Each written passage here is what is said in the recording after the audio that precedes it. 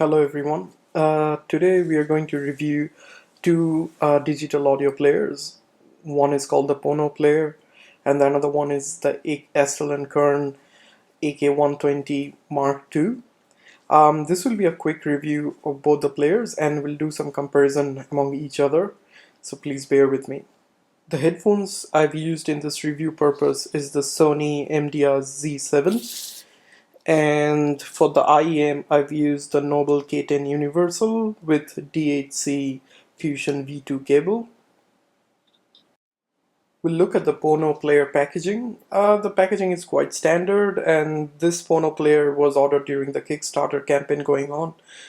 This is the Neil Young limited edition one. It came with a big box. I think the standard edition comes in a smaller packaging, the wooden casing, and it's like standard Pono. It just says thank you for supporting Pono. So the main thing about Pono Player is that they're asking you to use their ecosystem, which is I think the Pono Music, where you can buy music of high-res around 24-bit music from their website. And what I think, I haven't bought any. I think they're remastered for a higher resolution one, so to give you a better quality. But for this review, I've used some 24-bit high-res files for both the players, and we'll see how they sound like a moments later. Now, in comparison to the Pono packaging, we'll just quickly have a look at the Astell Kern 120 Mark II packaging. I don't want to bore you with too much of the packaging details, but this packaging, just the highlights, this packaging feels quite premium, not as the Pono one. Obviously, there's a huge price difference. The Pono Player cost, I think, around $399 US, whereas this one cost around $1,500 US. And yeah, I'm trying to do two reviews in one go, one as a mid-tier device and one as a higher-end device. And Astell Kern is in the market for making DAPs for quite long, and they have more experience. Pono Player is an initiative by Neil Young and few of his associates. So as you can see, the packaging is quite detailed, and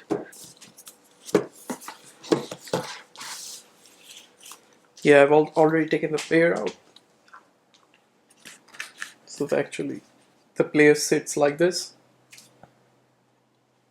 The player also comes with a nice leather case. So both the players actually come with carry case around.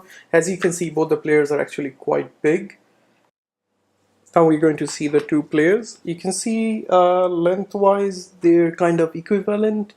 I think the Pono is slightly longer than that, but the overall width-wise, the AK player is quite narrow. That's why it's quite easy to put in your pocket. I think the Pono has a cylindrical battery. That's why the casing is like triangular in shape. So let's have a quick look at what sort of physical buttons are there present on the player.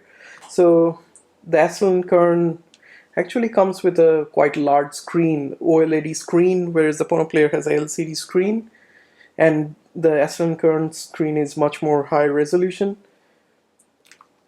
We can see at the bottom it has a micro USB slot, and for the Pono Player also at the bottom it has a micro USB slot.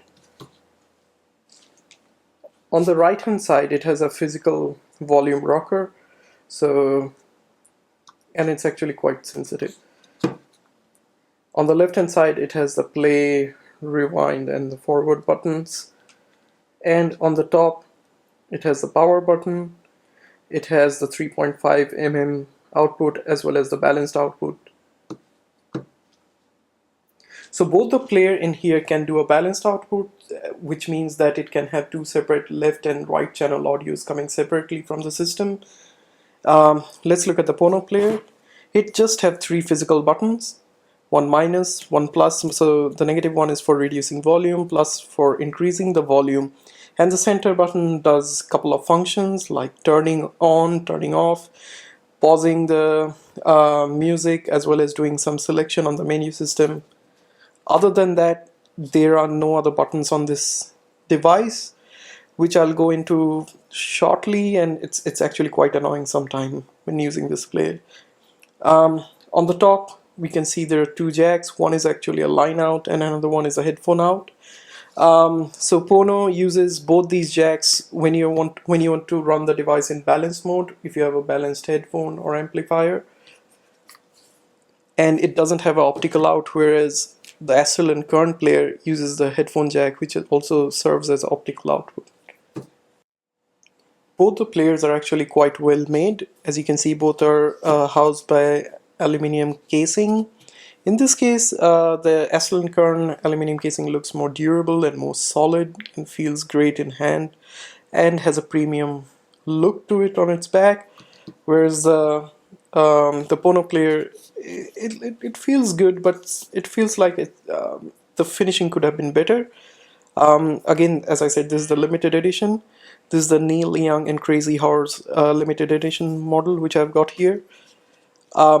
So the Pono Player has an internal storage of 64 GB, whereas the AK120 Mark II has an internal storage of 128 GB, and both can take a micro SD card of 120 GB each. So you get 64 GB more in this one than the Pono Player.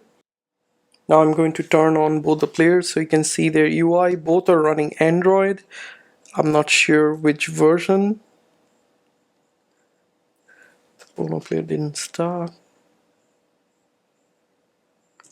Yep, there you go.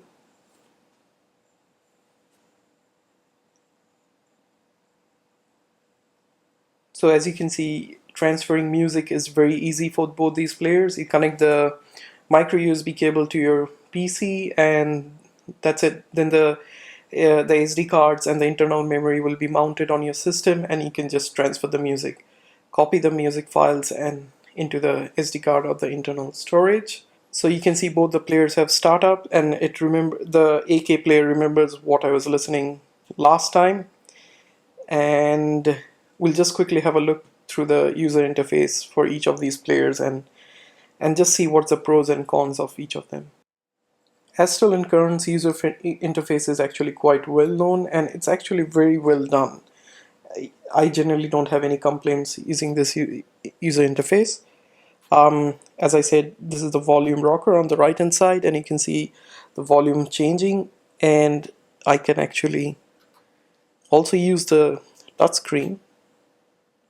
So I can use the touchscreen to change the volume quickly if I want to. And this is the now playing screen. And if I click here, it'll go back to the old, the home page. There is actually a magic button here which is not visible, but if you tap on it, it'll take you to the home screen. And the AK player supports MQS streaming. What it means is it has a Wi-Fi adapter in it and it can connect to your Wi-Fi, and if you have a music server, you can set up a music server using the iReverse software, I think, and then you can stream music from your computer using the Wi-Fi connection. So that's what it is, the MQS streaming.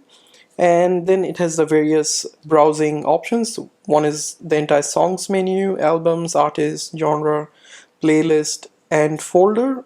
So folder is, you can go here and you can see the various folders you have got here and drill down to your music. And if I go to the albums one, all the albums come up, which is quite good. We'll have a quick look at the Pono Player's user interface. Before we go to that, let's have a quick look at the setting, what the setting offers. So as I said, it has Wi-Fi and also supports Bluetooth. It has a equalizer. The equalizer is actually quite good. So I've set it to Pro, but you can have your own custom equalizer, and then you can just set them. So if I drag my fingers up like this in a flow, it will set the equalizer, which is quite nice.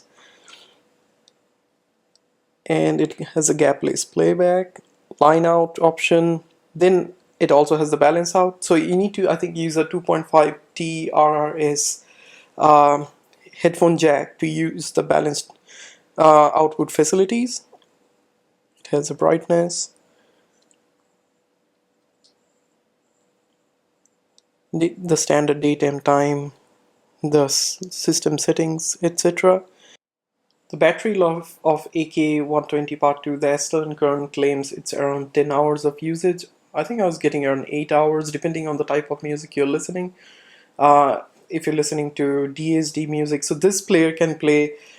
Okay, so I haven't covered what it can play. Obviously, it can play the basic MP3, AIFF, WAV, and also it can play 24-bit till 192 kilohertz. So basically, it got you covered everything, and you can play the DSD, which is the SSCD files, which is the SSCD disk which you can buy, and then it can play the DSD 64 as well as the DSD 128-bit files.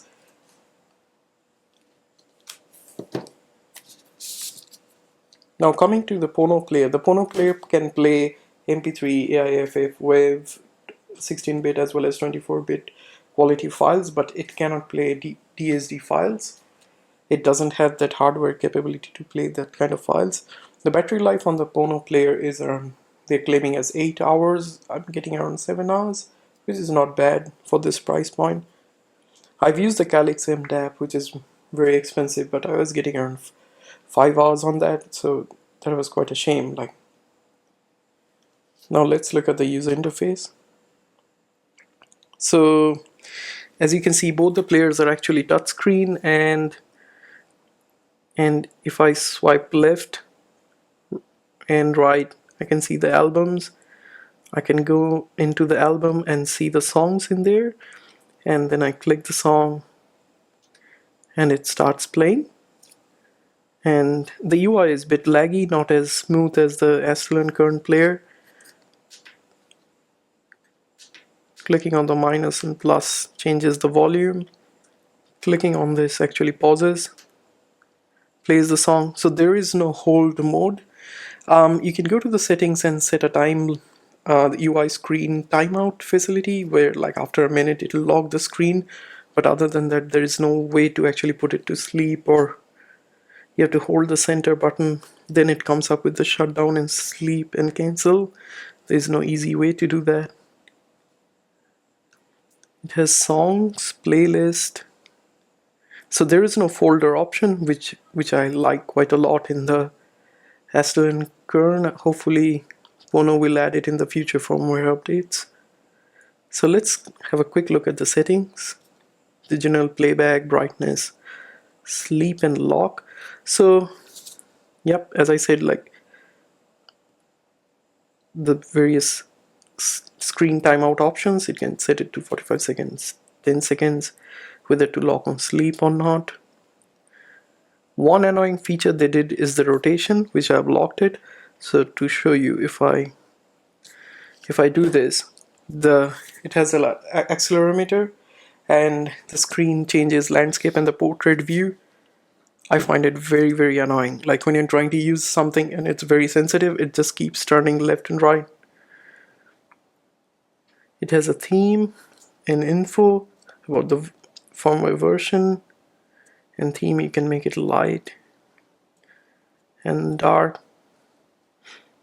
That's it, quite basic UI. Albums. So there's no search functionality. Astell Kern allows you to search. You can search for songs, albums. In here, the only way you have to scroll, like as in the iPod players. I think the later iPods came with Surge, and if I want to do a fast scroll, I hold the scroll bar on the right hand side, and then it shows the letters, like the starting alphabetical letters of each albums.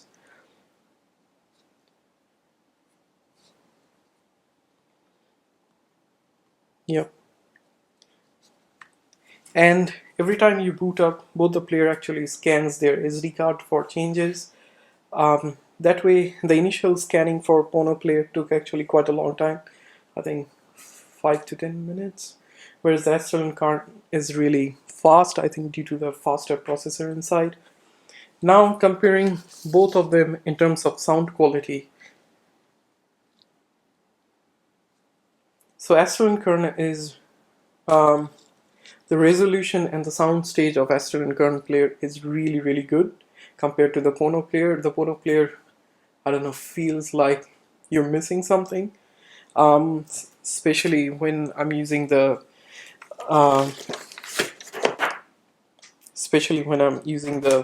Noble K10 IEM. in this case.